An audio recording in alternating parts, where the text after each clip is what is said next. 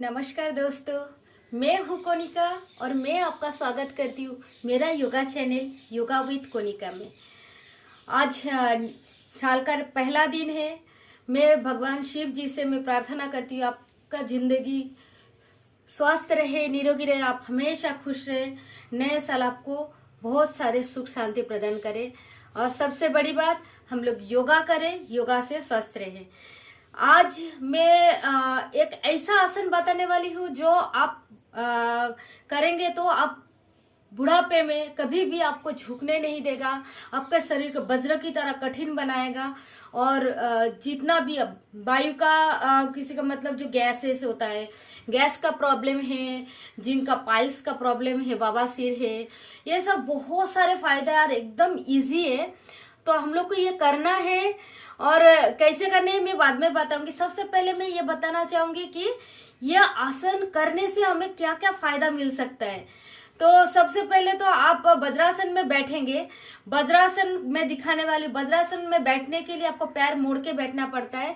तो जिनको भी पैरों में घुटनों में तेज दर्द रहता है वो नहीं करे। जिनको थोड़ा बहुत दर्द है वो पैरों के नीचे कुछ नरम सा टॉवल या फिर कोई नरम सा चादर आप रख सकते हैं, फिर उसका सपोर्ट लेके आप बैठ सकते हैं। वज्रासन में बैठने से जैसे नाम से पता चल जाए वज्र, वज्र मतलब कठोर, तो ये हमारे शरीर में कठोरता प्रदान करते हैं, ठीक है। और जैसे हम लोग वज्रासन में बैठते हैं हमारा रीढ़ की हड्डी सीधा रहता है, जो हमारा आंत की नाड़ियां है वो पूरा लाइन में आ जाते हैं। इससे क्या होता है, हमें जो भी खाया पिया वो हजम होने में मदद मिलती है, गैसेस नहीं बनने देता। और बवासीर जिनको है, जिनको हर्निया है उनको करना चाहिए, जिनको डायबिटीज है उनको तो अवश्य करना चाहिए। मैं वज्रासन में बैठ के और एक स्टेप्स भी दिखाने वाली हूँ जो मंडूकासन बोलते हैं, ये मैं पहले भी दिखा चुकी हूँ।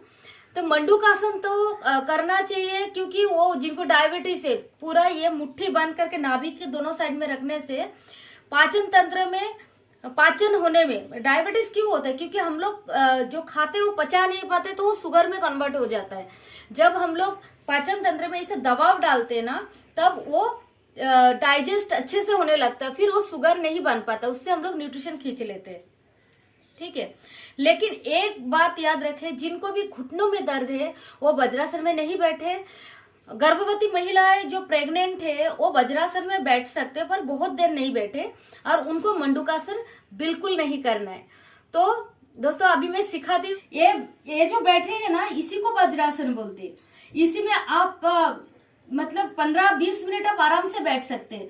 आप इसी में बैठे रहिए, आप ऐसे बैठे बैठे भगवान की ध्यान कर सकते हैं, आप प्राणायाम भी कर सकते हैं।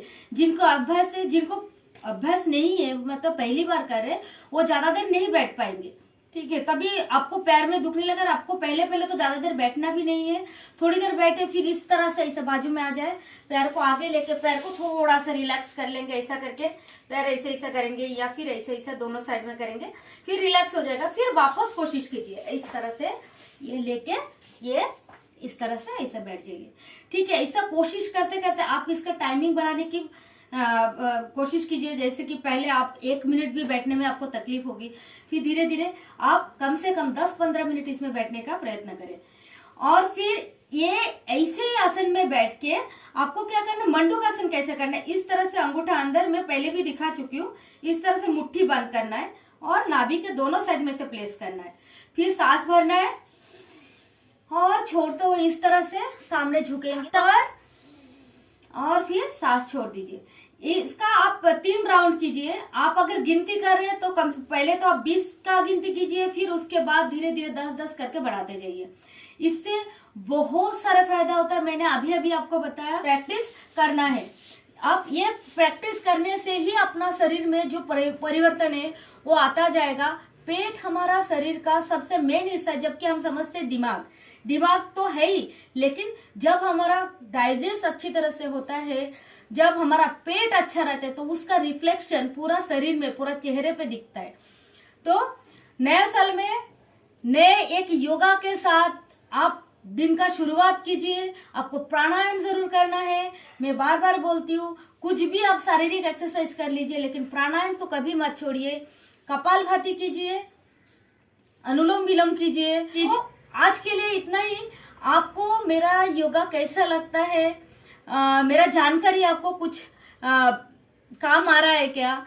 अगर नहीं आ रहा है तो आपको क्या देखना है, आप मुझे बताइए, मैं आपके हिसाब से दिखाऊंगी। आप प्लीज योगा कीजिए, नया साल आपका बहुत अच्छा जाए, भगवान शिव जी की कृपा से आपके जिंदगी में सुख शांति रहे और आप स्वस्थ रहे।